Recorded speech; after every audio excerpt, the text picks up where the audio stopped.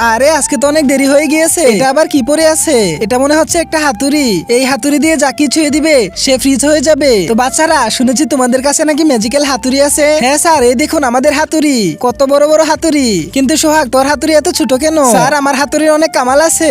আরে এত ছোট হাতুড়ি, হা হা হা। আরে তুমি এত ছোট হাতুড়ি নিয়ে এসেছো? আরে স্যার, আমার হাতুড়ির কামাল দেখলে তো আপনি অবাক হয়ে যাবেন।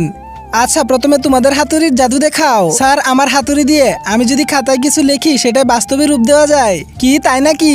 হ্যাঁ স্যার, 1 মিনিট দেখাচ্ছি।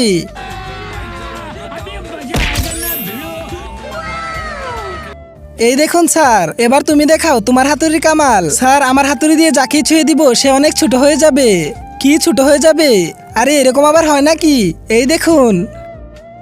এখন কেমন লাগছে তোর? আরে ভাই প্লিজ আমাকে বড় করে দে। আচ্ছা ঠিক আছে, এবারে কই বড় করে দাও। কিন্তু স্যার, এটা দিয়ে তো ছোট হয়, বড় হয় না। কি বড় হয় না? আরে ভাই প্লিজ আমাকে বড় করে দে। আচ্ছা সোহাগ, এবার তুমি তোমার হাতুড়ির কামাল দেখাও। হ্যাঁ স্যার, এই হাতুড়ি দিয়ে যাকেই ছুঁয়ে দিব সে ফ্রিজ হয়ে যাবে।